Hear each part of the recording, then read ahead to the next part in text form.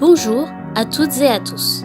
Nous sommes heureux de vous accueillir sur la chaîne Source de Vie Sarcelles TV pour notre culte en ligne. Nous vous invitons à louer et à adorer notre Dieu. Nous passerons du temps dans la prière et dans la méditation de sa parole. N'hésitez pas à réagir sur le live chat pour partager vos prières, vos mots de louange et vos salutations afin de rester connectés les uns avec les autres.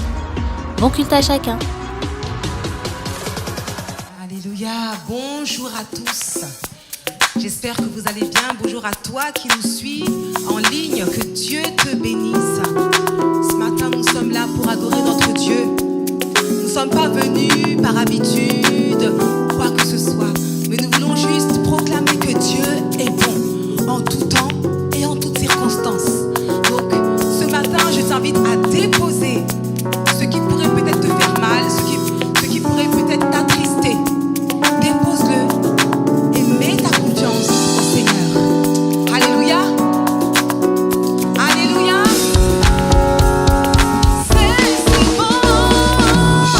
C'est si bon de louer son nom, de chanter ses louanges, gloire à son saint nom, de proclamer sa fidélité.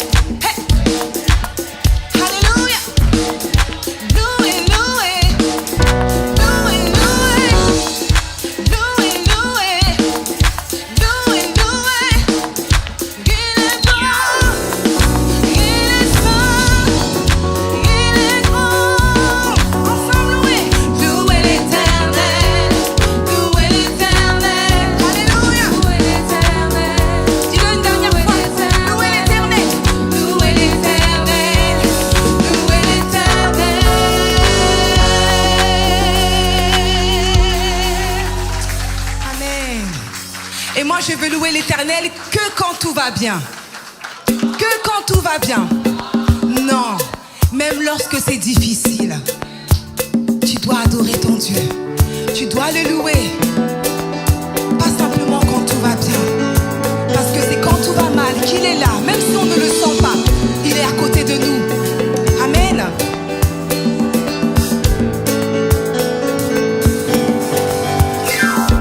La vie n'est pas toujours facile, c'est vrai, je sais. Mais tu m'as donné ton nom pour résister dans les combats. Quand soufflent les vents, quand gronde la mer, je peux toujours compter sur toi, Seigneur. Oh, chante la vie. La vie n'est pas toujours facile, c'est vrai, je sais.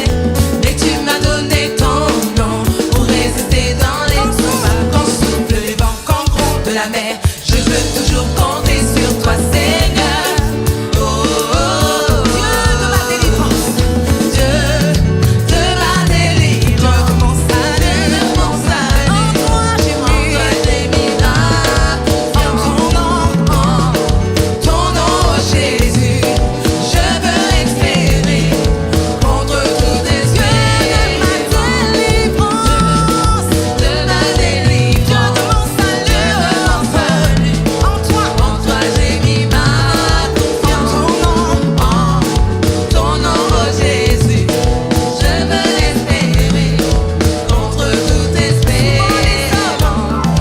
Souvent les hommes autour de moi, mais moi je sais, Seigneur, tu es mon secours. Tu ne me laisses pas tomber. Tu parles et ordonnes et je suis sauvé. Je peux toujours compter sur toi, Seigneur. Alléluia. Oh, oh, oh. Souvent les hommes autour se rient de moi, mais moi je sais, Seigneur, tu es mon secours. Tu ne me laisses pas tomber. Tu parles et ordonnes et je suis sauvé. Je peux toujours compter sur toi, Seigneur. Oh, oh, oh. Dieu de ma délivrance, Dieu de ma délivrance, mon salut, en toi j'ai mis ma confiance. Ton nom, Jésus, je veux espérer contre toute espérance. Alléluia. Danse pour ton Seigneur. Oh, il est bon. Amen. Persévère en l'Éternel et ne laisse pas le diable te mentir. Mais avance avec Jésus. Avance avec ton Dieu. Il agira pour toi. En son temps, il se manifestera dans ta vie. Alors persévère en Jésus-Christ.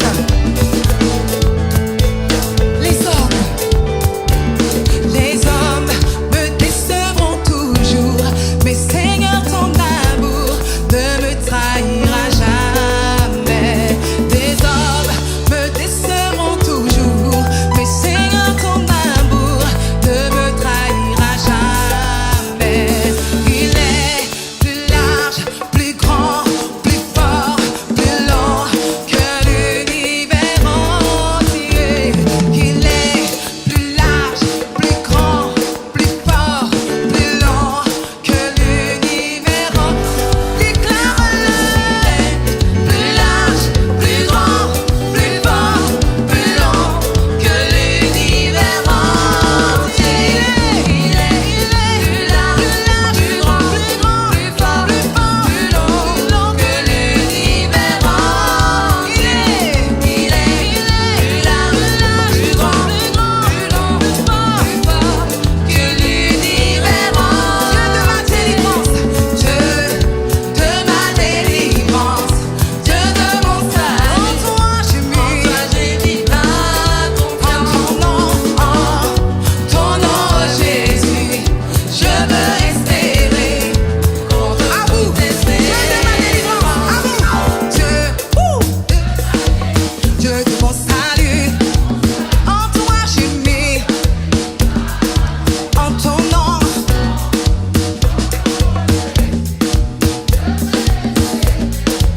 Déclare-le à ton Seigneur encore une fois. Dieu de ma délivrance, Dieu de mon salut, en toi j'ai mis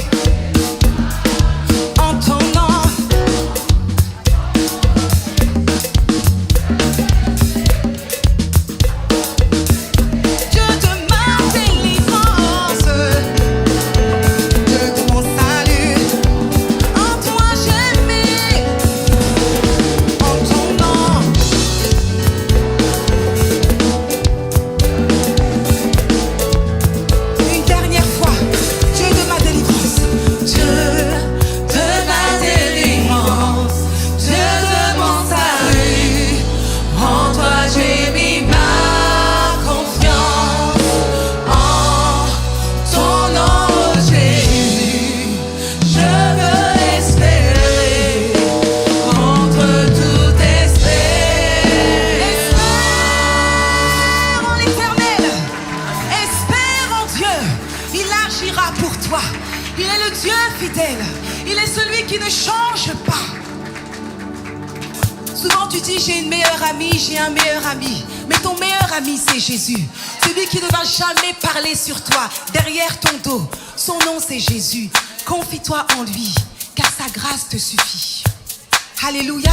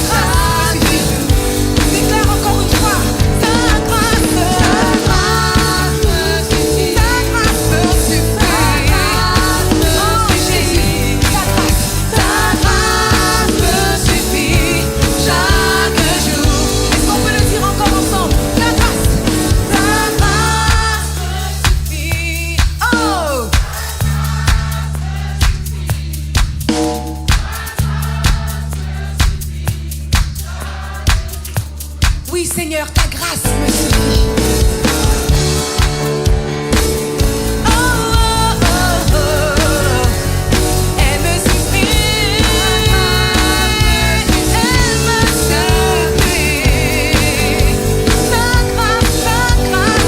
grâce me suffit. Elle me suffit. Ta grâce me suffit. Elle me suffit. Ta grâce me suffit. Chaque jour. Dernière fois, ta grâce. Ta grâce me suffit. Ta grâce me suffit.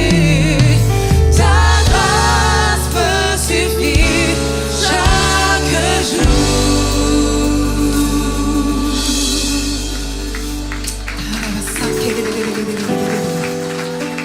Ta grâce me suffit chaque jour. Et chaque jour, Seigneur, je veux rester près de toi. Chaque jour, que rien ni personne ne puisse m'éloigner de toi. Que ça soit ta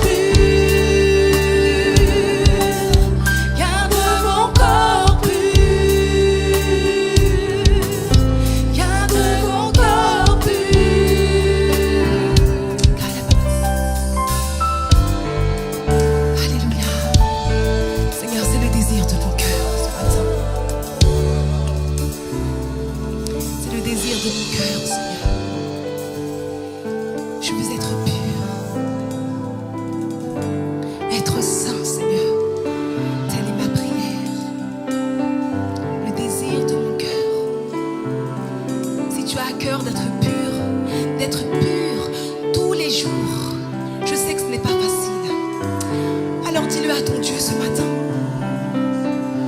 Il entend ta voix. Ouvre ton cœur devant ton Seigneur. Et dis-lui, Seigneur, c'est vrai que c'est pas facile. Ce que je ne veux pas faire, je le fais. Ce que je dois faire, je le fais pas. Seigneur, c'est difficile. Je n'arrive pas à arrêter cela. Je veux changer, mais je n'y arrive pas. Aide-moi, papa. Tu peux dire cela à ton Dieu. Tu peux crier devant lui et lui dire: garde mon cœur pur, Seigneur. Je veux être semblable à toi. Je veux te ressembler. Je n'y arrive pas, mais que ton Saint-Esprit puisse m'aider à changer. Si c'est ta prière, alors élève ta voix vers ton Seigneur. Et dis-lui simplement: garde mon cœur pur, garde-moi dans tes voies, je te suivrai toujours. Seigneur, enseigne-moi ton humilité et à faire ta volonté. Dis-lui encore une fois: garde mon cœur pur, garde-moi dans tes voies, je te suivrai toujours. Seigneur, enseigne-moi ton humilité et à faire ta volonté.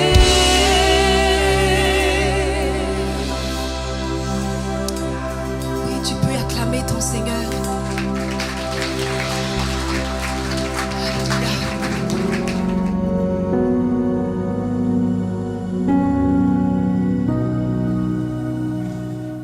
Voilà, j'espère que vous allez bien. Je vais vous demander de faire un petit effort, posez la main sur votre voisin ou votre voisine et dites avec moi: Seigneur, je te remercie pour cette journée, pour ce rendez-vous avec toi. Je crois que tu as une parole pour chacun d'entre nous et je te demande de bénir mon frère ou ma sœur. Accorde-lui tout ce dont il a besoin afin qu'il reparte de ce lieu changé et transformé dans le nom de Jésus. Amen.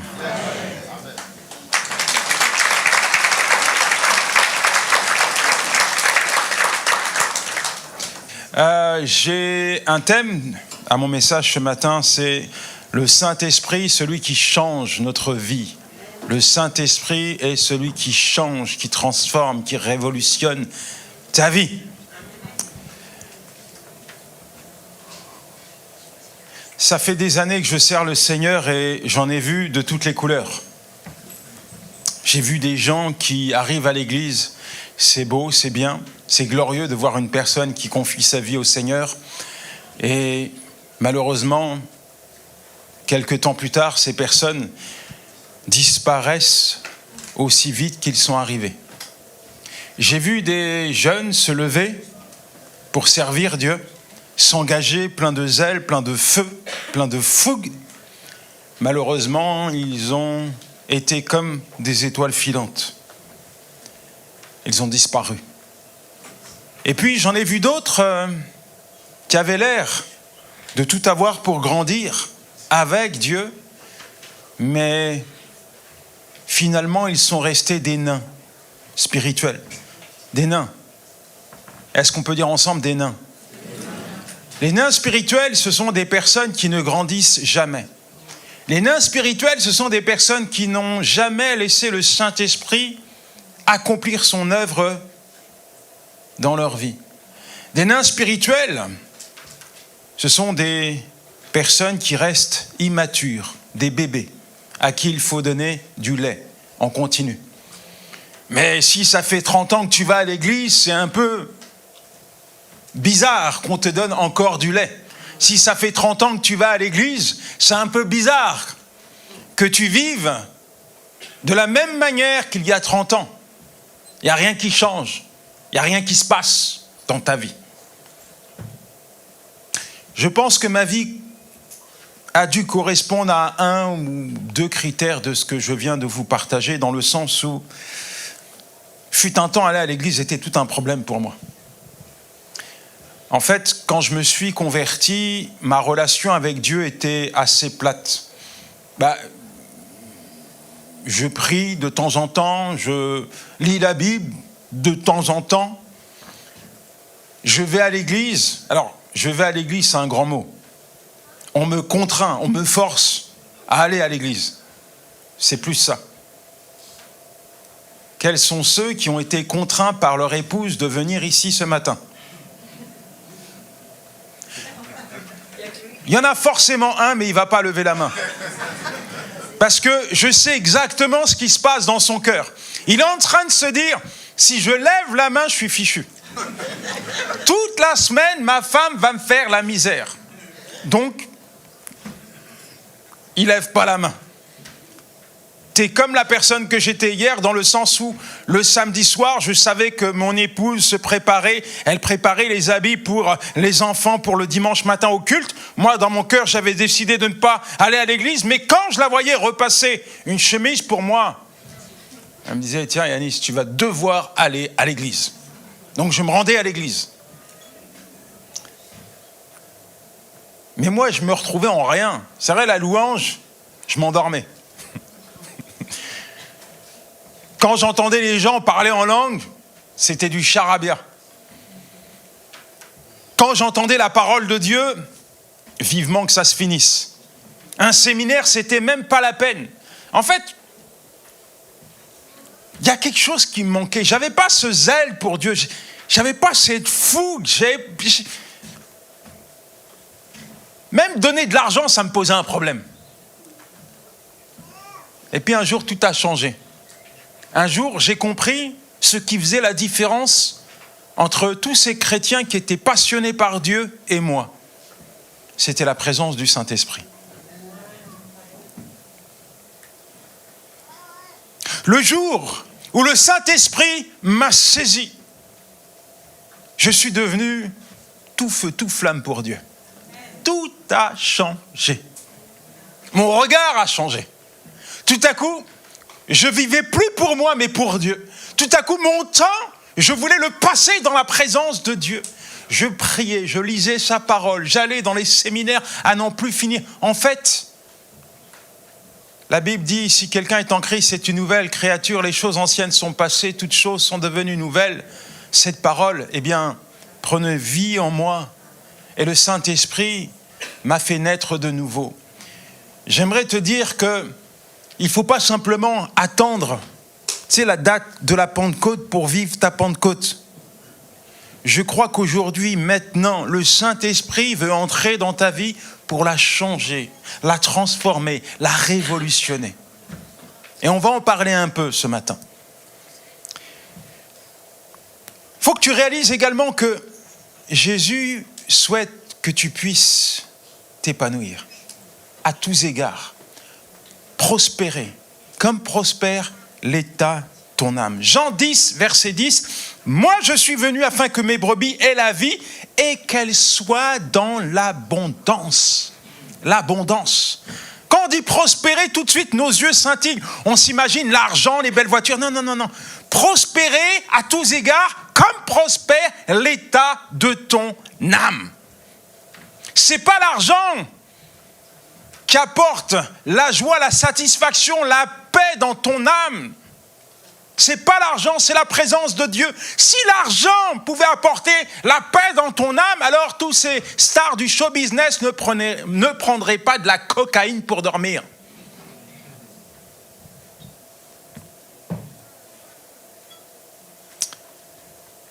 Jésus-Christ a dit quelque chose d'intéressant à ses disciples dans Jean 16, verset 7. Moi, je vous le dis, il est avantageux. Est-ce qu'on peut dire ensemble avantageux?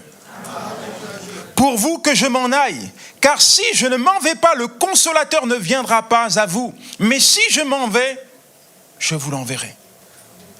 Imaginez ce que les disciples ont pu ressentir. Qu'est-ce qui était meilleur que la présence de Jésus? Qu'est-ce qui pouvait être meilleur, supérieur à la présence de Jésus?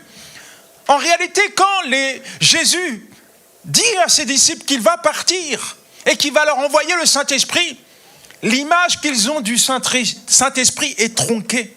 Parce que auparavant, le Saint-Esprit descendait sur un homme, un roi, un juge, un prophète, un peuple. Le Saint-Esprit se manifestait pour un réveil, pour quelque chose de particulier, de manière ponctuelle. Mais ce que Jésus est en train de dire aux disciples, c'est qu'il va envoyer le Saint-Esprit, pas de manière ponctuelle, mais qu'ils allaient devenir la résidence principale du Saint-Esprit. Et en réalité, le jour où ils ont été saisis, remplis de la puissance du Saint-Esprit, ils ont compris tout ce que Jésus leur avait dit. Le Saint-Esprit allait être à leur côté pour ratifier, confirmer la parole de l'Évangile. Le Saint-Esprit allait se charger d'accomplir, de signer par des miracles, des signes et des prodiges la parole de l'Évangile qui allait être proclamée par la bouche des disciples. Le Saint-Esprit les a connectés à Dieu. Le Saint-Esprit a changé, transformé leur vision. Le Saint-Esprit a fait d'eux des hommes passionnés, des hommes en feu pour Dieu, qui ont dépouillé l'enfer pour peupler le royaume de Dieu.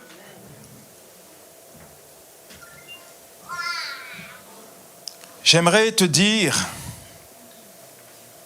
que le Saint-Esprit est plus que nécessaire dans ta vie. La présence du Saint-Esprit, ta relation avec le Saint-Esprit n'est pas une option, mais une nécessité pour ta croissance spirituelle. Le Saint-Esprit, l'intercesseur, le consolateur, l'avocat, le conseiller, la puissance de Dieu. Le Saint-Esprit est là pour t'accompagner, te guider. Le Saint-Esprit est présent aujourd'hui parmi nous. Et il ne demande qu'une chose, prendre toute la place dans ta vie. Mon premier point, le Saint-Esprit nous apprend à connaître Dieu. Jean 14, verset 26, « Mais le Consolateur, l'Esprit Saint, que le Père enverra en mon nom, vous enseignera toutes ces choses et vous rappellera tout ce que je vous ai dit. » Dans 1 Corinthiens 2, versets 11 à 12, il est dit, « Car qui connaît les pensées d'une personne, sinon son propre esprit ? De même, personne ne connaît les pensées de Dieu, si ce n'est l'Esprit de Dieu. Ce que nous avons reçu, ce n'est pas l'Esprit du monde, mais l'Esprit qui vient de Dieu, afin que nous puissions comprendre tout ce que Dieu nous a donné gratuitement. » Ésaïe 55, verset 8, il est dit, « Car mes pensées, c'est Dieu qui parle, ne sont pas vos pensées, et vos voix ne sont pas mes voix. Dit l'Éternel, autant les cieux sont élevés au-dessus de la terre, autant mes voix sont élevées au-dessus des vôtres. » Il y a tellement de gens qui viennent à l'église sans réellement connaître qui est véritablement leur Papa Céleste. Il y a tellement de gens qui lisent la parole de Dieu sans réellement être connectés à l'Éternel. Il faut parfois qu'ils passent par des moments particuliers pour découvrir qui est Dieu.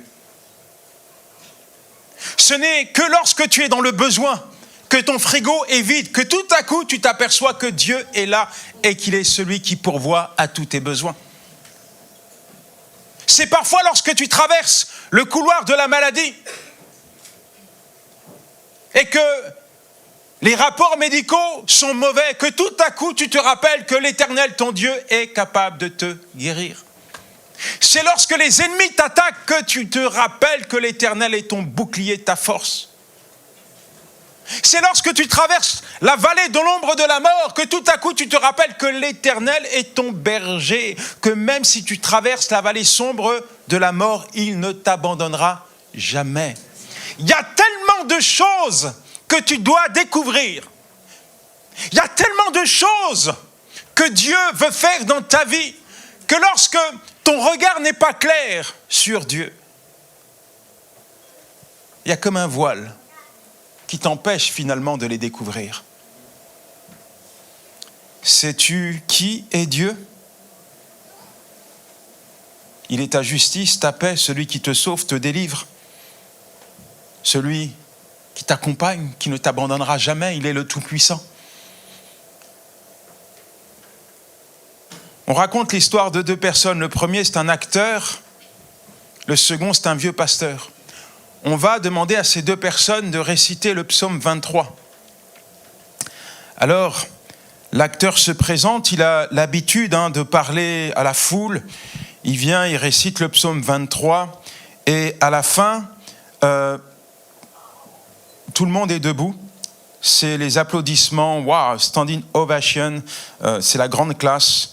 Et puis, c'est au tour de ce vieux pasteur. Lui, c'est pas un pasteur de foule, c'est quelqu'un qui n'a pas l'habitude de s'adresser comme ça à du public.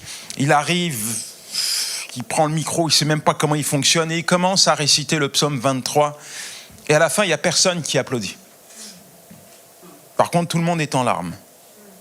À la sortie, il y a un journaliste qui va voir l'acteur et lui dit « Mais c'est quoi la différence entre vous et ce pasteur ? Parce que quand vous avez récité le psaume 23, tout le monde a applaudi, et quand c'était au tour de ce pasteur, tout le monde a pleuré. C'est quoi qui a fait la différence ?» Alors l'acteur, il dit « C'est simple. Moi, je connaissais le texte, mais lui, il connaissait son berger. » Ton amen me dérange. Amen. Je dis que ton amen me dérange. Amen.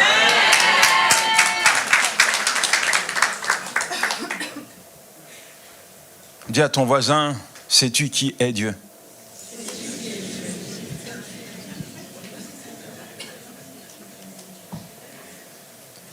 Quand on traverse une épreuve, on est comme frappé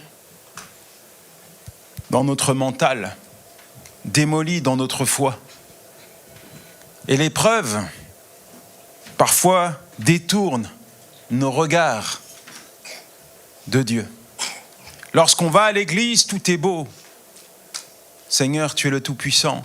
Seigneur, tu es mon berger. Seigneur, tu es ma victoire. Seigneur, tu es celui qui guérit. Seigneur, tu es ma lumière, ma bannière, ma justice. Mais lorsque l'épreuve arrive, parfois il n'y a plus de Seigneur. Parfois tu oublies qui est Dieu. Tu es comme frappé d'un Alzheimer spirituel. J'aimerais te dire, peu importe ton état psychique, sache que Dieu, il sait qui tu es. Tu es son enfant. Tu es son enfant. Et au travers des réalités que tu vas traverser ici-bas, il a forcément une réponse à t'apporter. Il n'y a rien qui lui échappe. Alors il serait peut-être important et nécessaire pour toi de laisser le Saint-Esprit te connecter à Dieu. Ce n'est pas une connexion éphémère. C'est une connexion qui dure jusqu'à dans l'éternité. Il ne faut pas couper le contact. Il faut rester connecté à Dieu. Et en tout temps, et à chaque instant, à chaque épreuve, quand tout va bien et quand tout va mal, n'oublie pas qu'il est là. Il est là. Le Saint-Esprit se charge de nous conduire, de nous maintenir dans la vérité.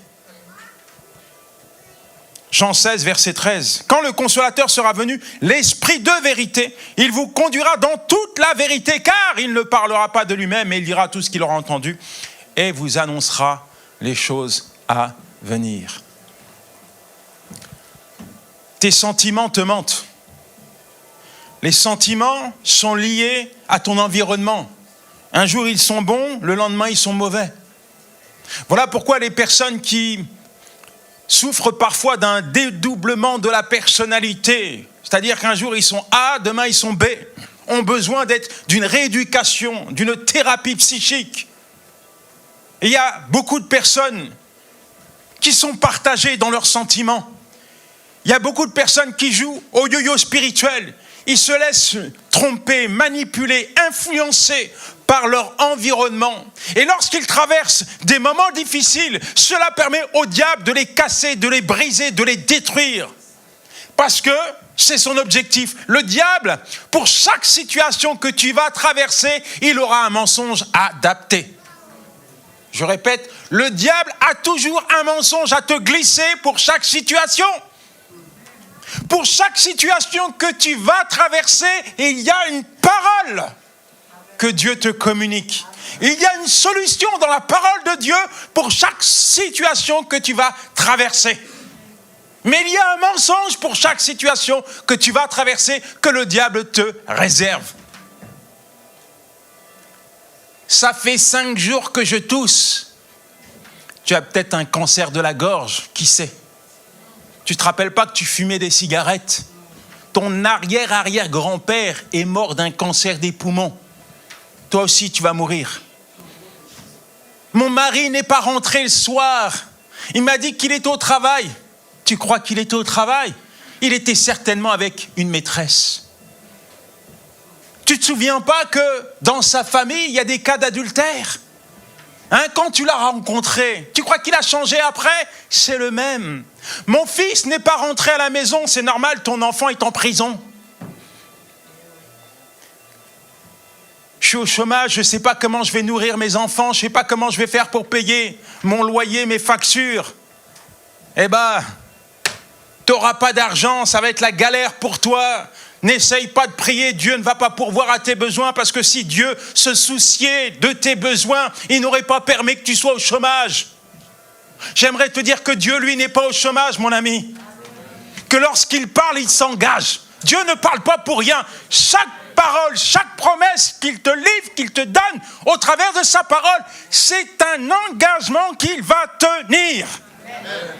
Dis à ton voisin, Dieu tient ses engagements.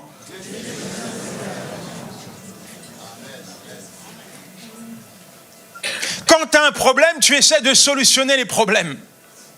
Quand tu as un problème, ton réflexe, c'est de courir vers l'homme, de courir vers celui qui peut t'apporter soi-disant une solution. Mais parfois, les solutions qu'on t'apporte, ce n'est pas les solutions de Dieu. Tu allumes la télé, il y a tout un tas de bruits qui génèrent en toi tout un tas d'inquiétudes. Le monde va mal. Le monde est dans les ténèbres. Le diable règne. Et depuis la création, il s'emploie à détruire les chrétiens. Tout ce que Dieu crée, il veut le détruire. Et l'une de ses armes principales, c'est le mensonge. Voilà pourquoi il est important pour toi de laisser le Saint-Esprit te connecter à la vérité. Il n'est pas simplement la vérité, il est l'auteur de la vérité.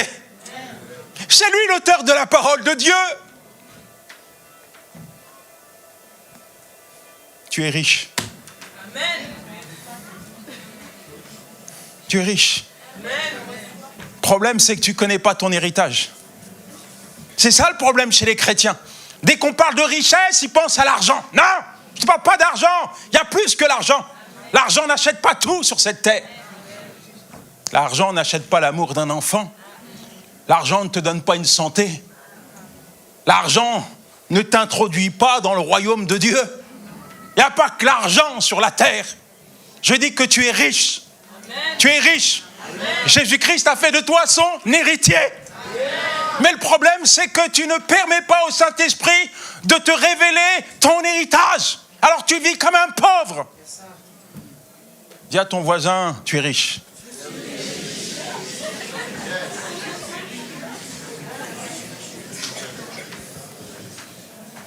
Non mais, il y a des chrétiens qui ne lisent pas la Bible. Tu sais, c'est comme quelqu'un qui a hérité et qui ne va jamais chez le notaire pour toucher son héritage. Tu ne te fais pas connaître, tu gagnes au loto, tu ne vas jamais montrer ton billet pour avoir de l'argent, donc tu restes pauvre. Mais le problème chez les chrétiens, c'est qu'ils n'ont pas le temps de découvrir l'héritage que Jésus-Christ leur a légué. C'est écrit dans la Bible. Dieu a consigné tes richesses, c'est pour toi. À chaque fois que tu lis la parole de Dieu, il y a une pépite, il y a quelque chose que tu dois retirer. Il y a quelque chose pour toi. C'est une richesse, la parole de Dieu. Ouvre-la, ouvre-la. Dis à ton voisin, ouvre la parole de Dieu et découvre ton héritage. Les chrétiens n'ont pas le temps pour Dieu. Par contre, Dieu doit avoir le temps à chaque fois qu'ils ont besoin de Dieu. T'as le temps pour Dieu, toi? T'as le temps pour Dieu? Non, tes journées sont tellement chargées. Bon, prenons un exemple. Demain, Il y en a qui sont en train de bâiller, là, je le vois, mais je vais te dire quelque chose. Si c'était vrai, je t'assure que tu ne vas pas bâiller. Demain, ton banquier t'appelle. Banquier de la BNP. On leur fait de la pub. Madame Dupont, vous avez été sélectionnée parmi des millions de clients. C'est notre anniversaire et vous avez été tiré au sort. Votre nom est sorti. Et vous savez quoi? Demain matin, écoutez bien, à 5 heures du matin, on vous accorde 1 heure. Vous allez venir dans notre établissement bancaire et pendant 1 heure, vous allez nous demander tout ce que vous souhaitez et on va vous l'offrir. Alors, Madame Dupont a reçu l'information et elle doit se rendre à la banque le lendemain. Actuellement, il n'y a pas d'essence. Vous êtes d'accord avec ça? Qui plus est, on va apporter quelques difficultés, quelques obstacles. La banque est à 50 km. Il n'y a pas de bus, il n'y a pas de train. Demain, la météo annonce de la tempête. Pensez-vous qu'elle va se rendre à la banque? Moi, je crois que Madame Dupont, déjà la nuit, a préparé son argumentaire en béton. Il n'y a pas 1 minute qu'elle ne va pas utiliser. Madame Dupont se réveille à, 2 heures du matin. On oublie les chaussures à talons, les baskets Nike, le jogging, la robe de côté. Madame Dupont en force. D'habitude, elle marche à peine, hein, mais là, elle fait un footing. Madame Dupont arrive 4 heures du matin devant la banque. Il n'y a pas, le banquier m'a dit 5 heures, mais moi, j'arrive à 4 heures. Je ne loupe pas 1 minute. Madame Dupont rentre dans la banque. Et elle fait sa déballe pendant 1 heure. Je vais te dire, mon ami, moi, je ne te parle pas d'un banquier, je te parle du banquier des banquiers, là. Je te parle de celui qui a créé la terre, les cieux, tout ce qu'il renferme. Je te parle de celui qui est capable de te bénir, mais pas simplement te bénir. Mon ami, tu sais, on dit les hommes sur la terre, quand ils ont réussi financièrement, là, ça veut dire que des fois, ils ont assuré pour la génération future. Moi, je te parle de celui qui est capable de te bénir, toi, ta génération future, la génération de ta génération, la génération de ta génération. Si tu savais tout ce que Jésus t'a donné, alors tu cesserais d'entretenir une mentalité de pauvre. Tu es riche. Laisse le Saint-Esprit te connecter à la vérité et découvre enfin l'immensité de ton héritage.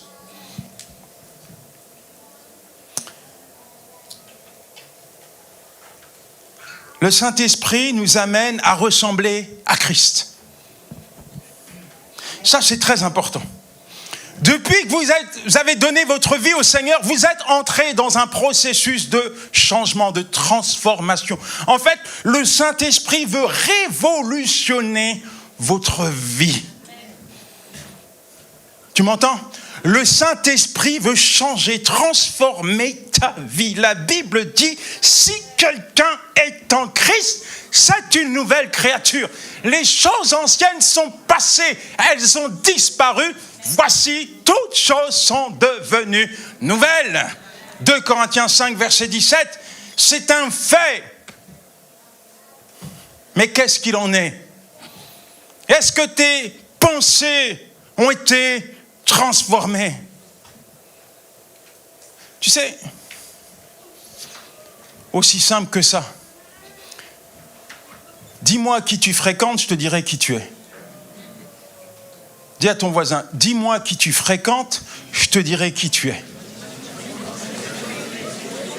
Redis-lui encore.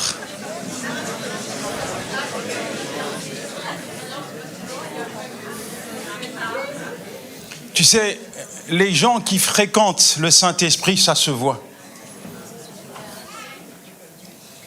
Ce sont des gens qui apportent la paix, l'amour, la bonté, la douceur, qui ont de la maîtrise.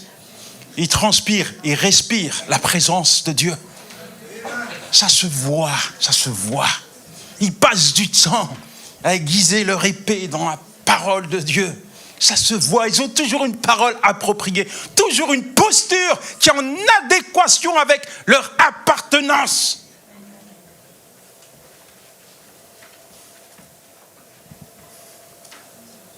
tellement important pour toi.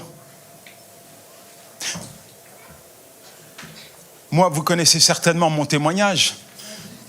Quelques exemples, j'étais un voleur. Un voleur, vous ne le voyez pas à la NPE. Il ne cherche pas de travail, il vole. C'est ça son job.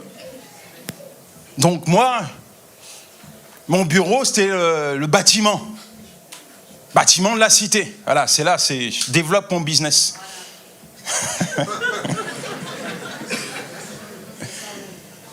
Et à côté de ça, j'étais un alcoolique. Donc un alcoolique, vous le retrouvez où? Dans des bars. Donc à côté de ça, quand j'allais au bar, je fréquentais aussi des alcooliques. Le soir, c'était la débauche, les boîtes de nuit. Donc je fréquente des gars dans les boîtes de ténèbres. C'est ma vie, ça.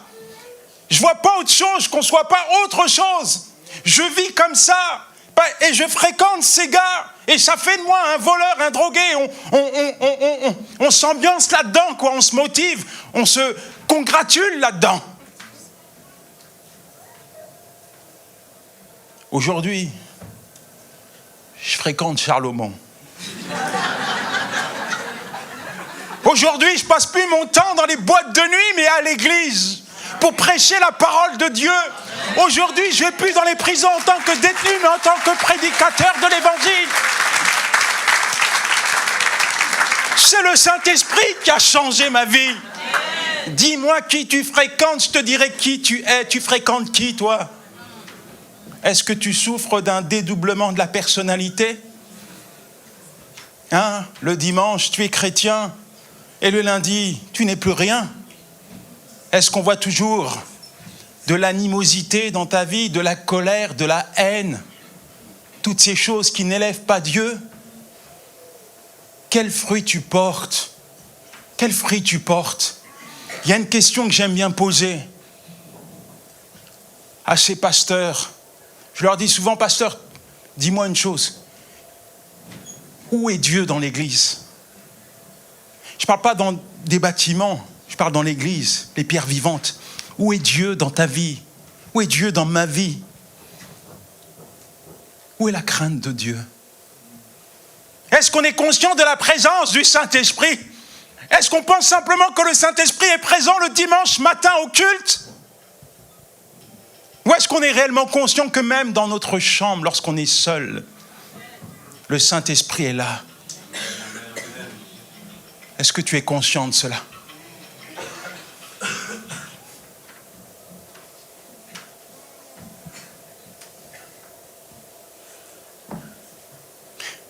Il y a un jour qui restera gravé à jamais dans ma mémoire, c'est le jour de mon baptême. Ça, c'était un jour au top. Parce que, vous savez, ce vieil homme trompeur, magouilleur, ivrogne, voleur, j'en étais arrivé avec lui, je me regardais dans la glace, j'arrivais même à me mentir. Ça, c'est fort. Je me suis dit à un moment, tu es très fort, Yanis. C'est-à-dire que je me mentais à moi-même. J'essayais le vieil homme essayait de me convaincre avec des mensonges. Tu fais ci, tu fais ça, t'inquiète pas, c'est bien, personne ne te verra, allez, on y va. La vieille nature. Une petite bière par-ci, une petite bière par-là, on va à l'église. Oh, le dimanche soir, une petite bière. Donc, quand le pasteur a dit on va baptiser aujourd'hui Yanis Gauthier, vous imaginez, c'est comme si je recevais mon diplôme. En plus, il fait un discours, waouh, la grande classe. Il dit là, on m'avait préparé au baptême, on m'a dit c'est le dernier jour, tu vas être enseveli. D'ailleurs, le baptistère, tu vois, c'est un cercueil, ta vieille nature, terminée. Nouvelle personne en Christ. Alors moi, je me suis dit, dans mon fort intérieur, voilà. Je passe par les eaux du baptême et après ça, il n'y a plus aucun désir contraire à la volonté de Dieu qui va s'imprégner, s'infiltrer dans mon cœur. C'est fini. Mes attitudes mauvaises qui ne glorifient pas Dieu, c'est terminé. Alors j'ai été baptisé. Et même le pasteur voulait me sortir. Je dis non, laisse encore parce que lui, il est tenace.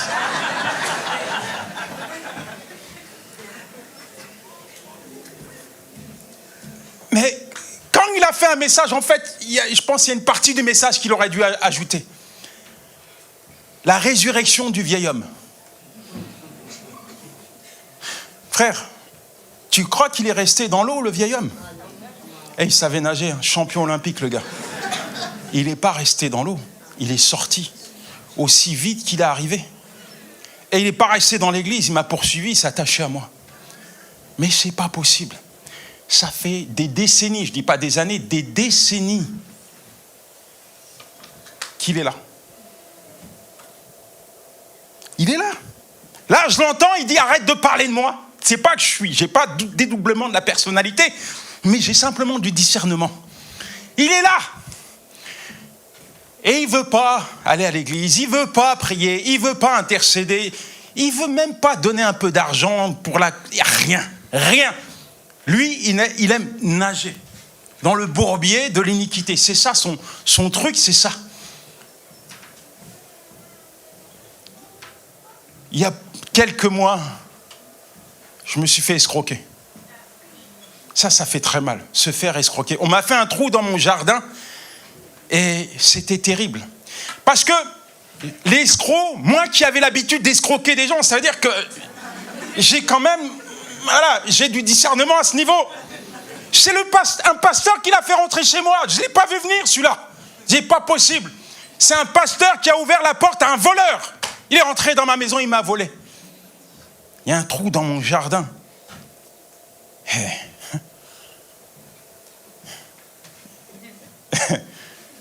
Là, il y a une bataille. Pas entre celui qui m'a escroqué et moi, mais entre le vieil homme et moi. Parce que, en réalité, le vieil homme, juste une chose, il veut aller régler le compte. Il veut régler le problème. Tout de suite, tête à tête, bam! Imaginez, à la télé, sur les réseaux sociaux, le pasteur Yanis Gauthier a fighté avec un... Aïe, aïe, aïe! C'est pas bon pour le ministère. Mais le vieil homme, il me travaille. Lève-toi. Je suis en train de dire, lève-toi. Regarde le trou. Le gars, il est venu, il t'a pris ton argent comme ça. Hein? Voilà. Et toi, tu dis rien. Tu laisses faire, quoi. Mais t'es qui, toi? Oh! Depuis quand on se laisse voler comme ça? Et j'ai ma femme qui me regarde, dit Yanis, il faut que tu pardonnes. Yanis, remets cette situation entre les mains de Dieu. Il y a le vieil homme qui dit, dis-lui de se taire. Dis-lui de se taire. Vas-y, on a son adresse, on va y aller.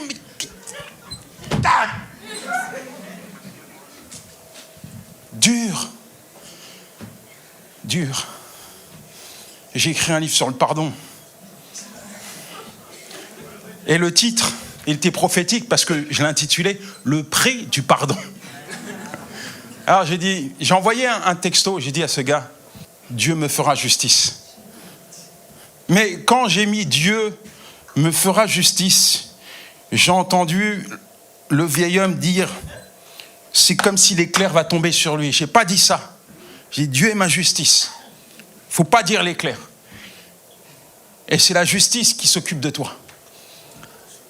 Et finalement, j'ai fait une introspection avec moi-même. Vous savez, vous connaissez l'histoire de David et Goliath? Quand on regarde l'attitude de Goliath qui défie, qui nargue, qui insulte, etc., on met de côté le peuple d'Israël, on prend David. Goliath, c'est son tremplin. Goliath, c'est la personne que Dieu va utiliser pour révéler au grand public son serviteur David. En fait, Goliath, c'est juste la promotion de David. Et pour triompher de Goliath, Dieu avait préparé David dans le secret. Ce que je suis en train de dire, c'est que parfois, on peut être notre propre Goliath. Je ne sais pas quel nom tu peux mettre à la place de Goliath. Peut-être que c'est colère, vengeance. Peut-être que c'est le nom d'un péché caché. Je ne sais pas quel est ton Goliath, mais je sais une chose, c'est que le Saint-Esprit va te permettre de triompher de ton Goliath. Est-ce que tu comprends ce que je te dis? Le jour où tu permets au Saint-Esprit de t'amener vers le haut, de le laisser prendre le contrôle de ta vie tout entière, de te soumettre totalement à lui, alors tu rentres dans une autre dimension spirituelle. Il y a les dimensions naturelles, il y a des gens qui gravitent autour des parvis, mais qui ne rentrent jamais dans le Saint des Saints. Il y a des gens qui gravitent autour de la présence de Dieu, mais qui ne sont jamais connectés à Dieu. Il y a des gens qui sont connectés à Dieu, mais qui n'expérimentent jamais le surnaturel, la parole de Dieu dans leur vie. Mais quand tu laisses le Saint-Esprit te conduire, prendre le contrôle total de ta vie, c'est l'assurance pour toi de vivre des choses qui ne sont pas humaines, mais qui sont divines. Éphésiens 4, versets 22-24. Ça, c'est un des textes que le vieil homme ne veut pas que je le lise. On vous a enseigné à vous débarrasser du vieil homme, voilà, qui correspond à votre ancienne manière de vivre et se détruit sous l'effet de ses désirs trompeurs, et à vous laisser renouveler par l'esprit dans votre intelligence, et à vous revêtir de l'homme nouveau créé selon Dieu dans la justice, la sainteté, que produit la vérité. Laisse-toi faire et laisse-le faire. Dis à ton voisin, laisse-toi faire et laisse-le faire.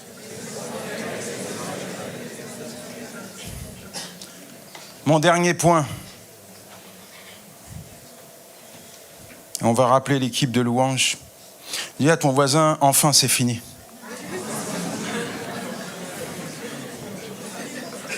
Il y aura tellement de choses à dire, tellement.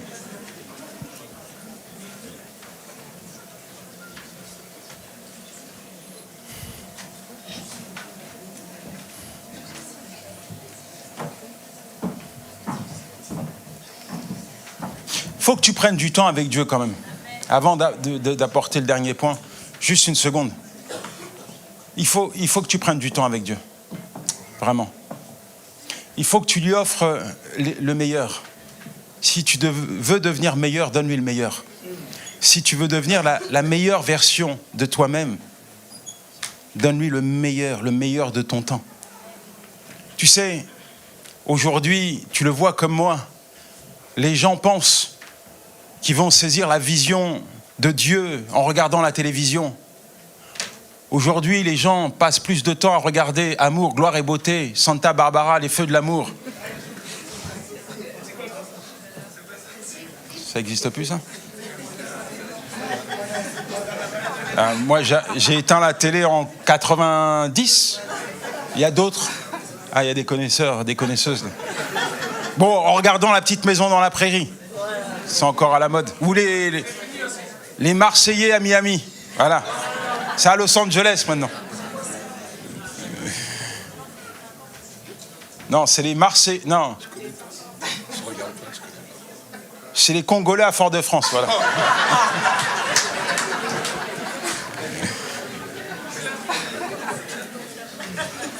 Il n'y a rien qui se passe là-bas. Il n'y a rien qui se passe. Tout se passe dans la présence de Dieu. C'est dans la présence de Dieu que tu vas recevoir le meilleur de Dieu. C'est dans la présence de Dieu que tu vas être rempli de sa présence. C'est dans la présence de Dieu que tu vas être saisi par sa puissance. C'est dans la présence de Dieu que Dieu va se révéler à toi. Il va te faire connaître les plans, les projets qu'il a formés sur toi. C'est dans sa présence que tu vas recevoir le meilleur. Et mon dernier point, c'est le Saint-Esprit t'aide à prier. Romains 8, verset 26, de même l'Esprit nous vient aussi en aide dans nos faiblesses, car nous ne savons pas toujours comment prier. Mais l'Esprit lui-même intercède à travers de nous par des gémissements trop profonds pour être exprimés. Combien ne savent pas prier? Combien n'ont pas de vie de prière? Je parle peut-être à quelqu'un ce matin, quelqu'un qui ne prie pas, qui ne prie jamais. Il y a une raison à cela. C'est parce que cette personne n'a jamais découvert le poids, l'impact, la puissance de chaque prière qu'elle adresse à Dieu. Quand tu sais que Dieu entend tes prières, quand tu es convaincu que Dieu répond à tes prières, alors cela fait de toi un homme et une femme de prière. Quand tu es au bénéfice de la prière, quand tu réalises que les plus grands combats sont livrés et remportés dans la prière, quand tu réalises qu'au travers de tes prières, tu peux vivre des choses extraordinaires, alors ça fait de toi un homme et une femme de prière.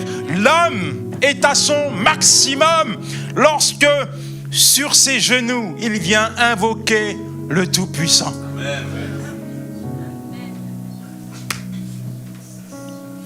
Tu as des chrétiens qui pleurnichent dans des bureaux, devant des employeurs, devant des assistantes sociales, alors que Dieu dit, je pourvoirai tous tes besoins. Il y en a qui versent des larmes, des sanglots, comme s'ils n'avaient rien, comme s'ils étaient pauvres, comme s'ils avaient été abandonnés par Dieu, simplement parce que ils n'ont pas compris qui était Dieu. Mon ami, doute de tes doutes, mais il n'y a pas de doute quant à la parole de Dieu. Quand Dieu te dit quelque chose, il le fait. Quand tu l'invoques, sa main accomplit. Il accomplit toujours des choses extraordinaires dans la vie de ses enfants. Il faut que tu pries. Mais parfois, il y a aussi ces situations qui viennent comme t'emmuseler. Aspirer ta force, ton énergie, ton zèle, ta fougue. Parfois, les situations compliquées, difficiles, permettent au diable de te mentir, de te déconnecter de la vérité en te laissant croire que Dieu t'a abandonné, que Dieu ne s'intéresse pas à toi. C'est pas la peine de prier. Dieu n'entend pas tes prières. Si Dieu entendait tes prières, tu ne serais pas dans cet état.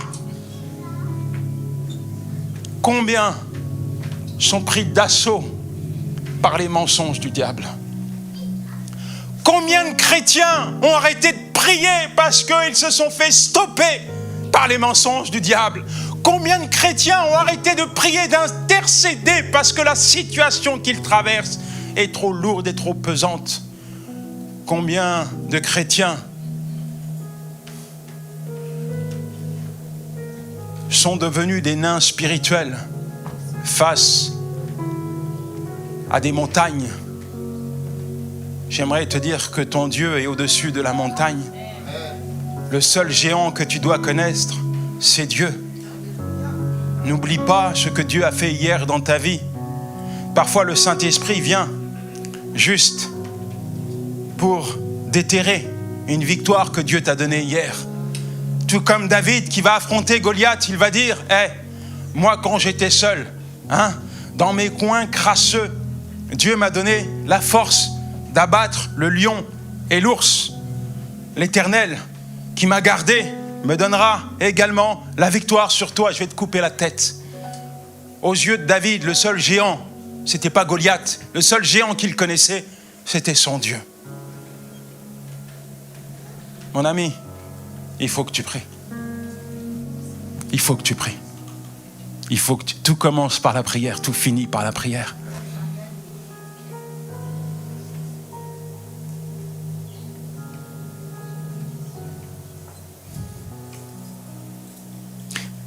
Il y a beaucoup de chrétiens qui ont besoin de prier.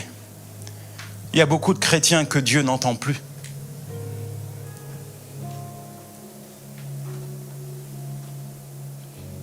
Beaucoup de chrétiens qui passent leur temps dans des futilités.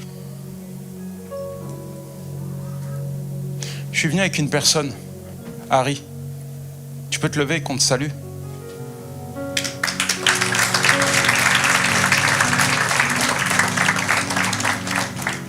Harry, il vient de la Martinique. C'est pas de sa faute. C'est Dieu qui en a décidé ainsi. Et c'est un spécialiste des queues de cochon haricots rouges d'Ombré. Il aime ça. Il en raffole. Voilà quelques années que je connais ce frère. Il venait à la fin de mes réunions pour me dire « pasteur, un petit conseil. » Et puis Dieu a fait que je prie souvent le Seigneur à chaque fois que je vais dans un endroit pour qu'il me connecte à une famille, afin que je puisse me sentir en famille au sein de cette famille. Parce que parfois, quand on voyage comme ça, on se sent seul parmi la foule. Donc la famille d'Harry, c'est ma famille. Et Harry m'a accompagné en Martinique, dans des tournées, à La Réunion jusqu'en Nouvelle-Calédonie. Et il a un super témoignage. Et il essaye aussi, tu essayes de m'imiter un peu, je crois. Tu as 5 enfants, mais tu peux pas me rattraper. J'en ai 6. Et il y a à peu près 1 an et demi, donc l'épouse d'Harry a donné naissance à un garçon, petit garçon, donc, qui vient compléter cette belle famille. Et on lui a fait des analyses de sang et on a découvert qu'elle avait une maladie au niveau de son sang. En fait, elle était à la première étape de la leucémie.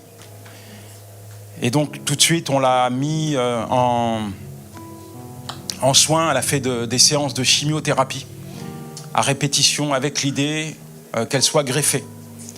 Donc, elle va enchaîner à répétition ces séances de chimiothérapie qui sont fatigantes, usantes, éprouvantes. Parfois, elle se retrouve dans des chambres stériles où elle ne peut pas avoir de contact physique, ni avec ses enfants, ni avec son mari et sa famille. Et puis le jour donc arrive où elle doit partir en France pour la greffe, qui est, en tout cas, qu'on veut mettre en place.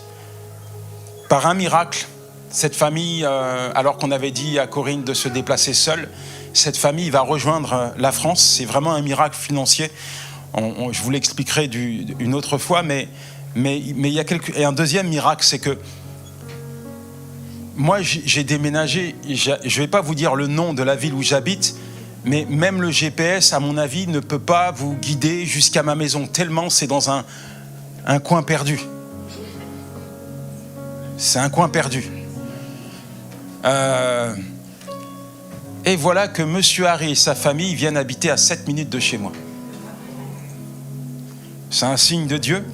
C'est comme si Dieu disait, j'ai mis un frère à tes côtés. Et donc, toute la famille est là et Corinne continue ses séances de chimiothérapie. Malheureusement, à un moment donné, les médecins la convoquent et lui disent que toutes ces séances n'ont servi à rien. Parce que son état n'a fait que s'aggraver. À présent, elle n'est pas au début, mais elle a développé la leucémie. Et dans son état, la greffe n'est pas possible.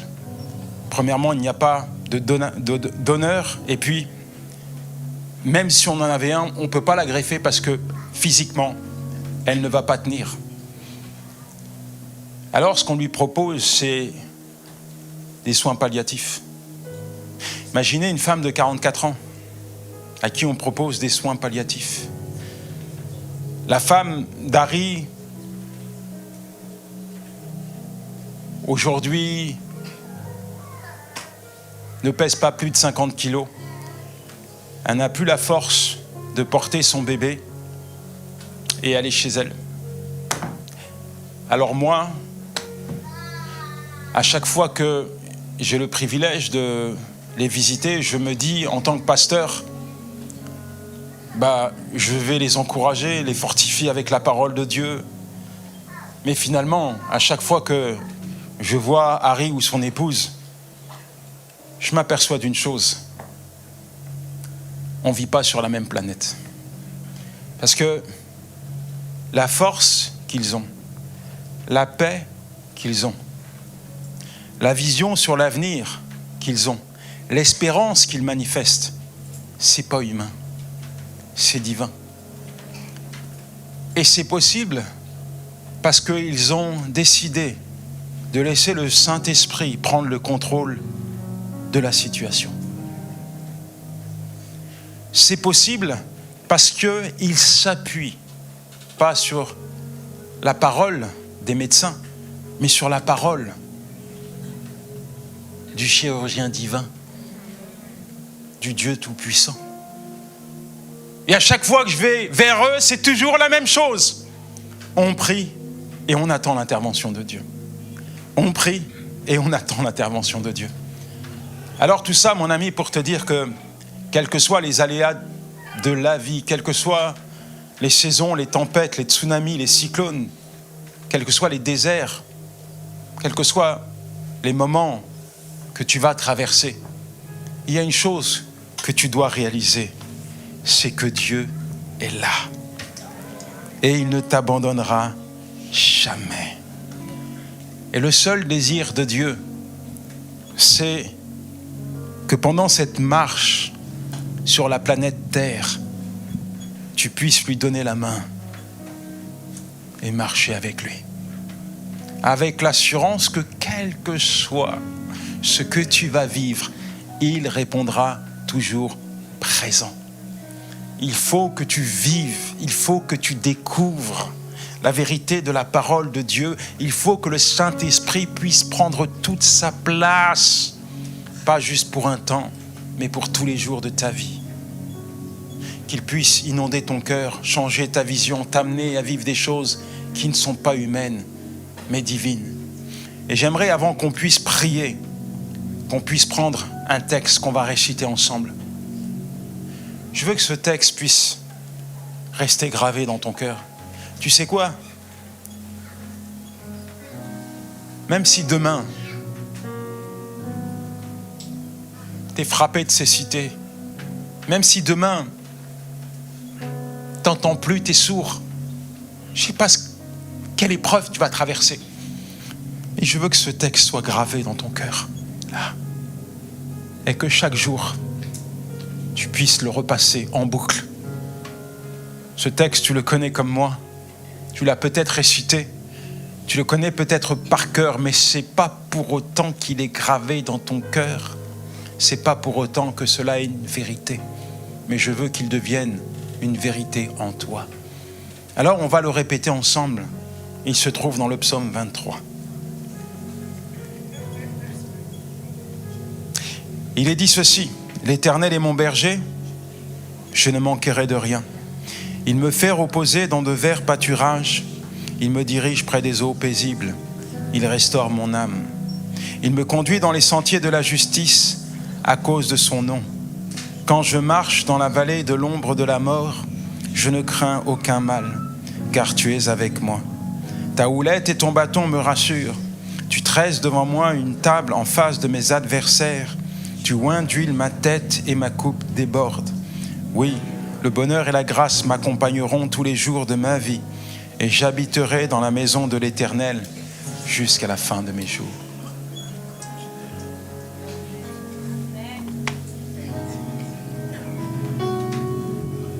Peut-être que ce matin, tu as besoin de vivre ta Pentecôte.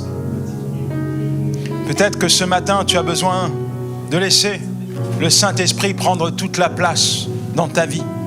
Peut-être que ce matin, tu as besoin d'abandonner certaines choses afin d'offrir le meilleur à Dieu. Peut-être qu'aujourd'hui est un jour de décision, de changement qui s'offre à toi. Alors, dans une attitude de foi, je te demande de te lever, de te positionner et d'entrer avec moi dans un temps d'adoration. Un temps où on va demander au Saint-Esprit de venir nous saisir, nous remplir.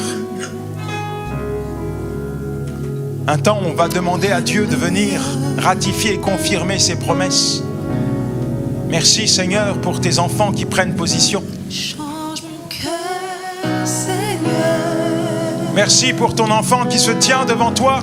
Et purifie. Éternel, mon Dieu, mon roi. Change mon cœur, Seigneur. Est-ce que tu peux lui demander, change mon cœur? Change mon cœur. Change mon cœur, Seigneur. Et purifie. Oui, Saint-Esprit, mets-nous à part. Change mon cœur, Seigneur. J'ai tant besoin de toi.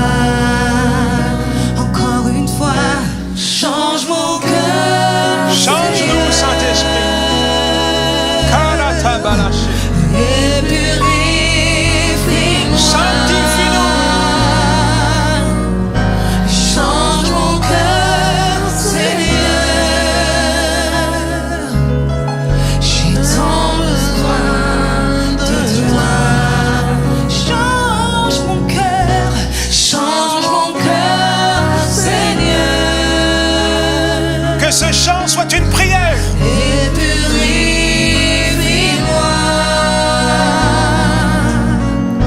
Change mon cœur, Seigneur. J'ai tant besoin de toi. Seigneur, nous t'acclamons pour ce que nous n'avons Amen. pas encore vu. Nous t'acclamons parce que nous savons que tu vas faire. Nous t'acclamons, Seigneur, par la foi. Parce que tu es fidèle. Et parce que tu feras, Jésus. Amen. Vous pouvez vous asseoir. Alléluia. Merci Seigneur. Dieu est bon. Dieu est bon. Juste, je voulais vous dire, vraiment, je vous encourage à développer, enrichir, cultiver votre communion avec Dieu. N'oubliez jamais que sans le Saint-Esprit, vous n'êtes pas grand-chose. Vous n'êtes pas grand-chose. Sans le Saint-Esprit, vous ne pouvez pas accomplir l'œuvre du Père. Il y a beaucoup de personnes qui ont la fonction, mais qui n'ont pas l'onction. Il y a beaucoup de personnes qui ont eu la fonction et l'onction, et par leur désobéissance, ils ont gardé la fonction, mais ils ont perdu l'onction. Il y a beaucoup de personnes qui viennent à l'église, mais qui sont complètement éteints, faute de feu. Quelqu'un a dit un jour, je me mets en feu pour Dieu afin que les hommes puissent me voir brûler pour lui. La chose la plus importante dans ta vie, c'est pas les titres, c'est la présence de Dieu que tu dois cultiver, nourrir, développer, enrichir au quotidien. Dieu est là. Et il y a des personnes ce matin, je les ai vues, qui ont lâché la main de Dieu. J'ai vu des personnes qui ont lâché la main de Dieu pour des raisons diverses. Certaines, c'est pour aller vers ce monde. D'autres, c'est à cause d'une épreuve. C'est trop dur, c'est trop difficile. Vous avez lâché la promesse, lâché l'engagement, lâché la soumission, lâché l'obéissance. Vous vous retrouvez face à vous-même. Et comme il a été dit, Dieu est là. Et je prie pour qu'à partir d'aujourd'hui, tu puisses comprendre que finalement, même si toi, tu lui as lâché la main, lui ne t'a jamais quitté des yeux, il ne t'a jamais lâché la main. Dis à ton voisin, tiens la main de Dieu et ne la lâche pas. Ne la lâche pas. Amen. C'est ainsi que notre culte en ligne se termine. Nous sommes très heureux de vous compter parmi nos participants. Nous vous rappelons que vous pouvez participer à nos réunions à l'église évangélique Source de Vie de Sarcelles, au 24 rue Marius Delpech, 95 200 Sarcelles. Vous pouvez continuer de soutenir l'œuvre financièrement de plusieurs façons. Par virement bancaire, par chèque ou par carte bancaire et prélèvement avec la plateforme DonorBox qui est sécurisée et facile d'utilisation. Merci d'avance pour votre aide et votre générosité et merci à tous ceux qui ont déjà fait des dons par ces différents types de paiements. Retrouvez toutes les informations sur les réunions et sur les paiements dans la description sous la vidéo. N'hésitez pas à liker et à partager la vidéo autour de vous, à vous abonner à la chaîne et à laisser des commentaires sous la vidéo. Que Dieu vous garde sous ses ailes.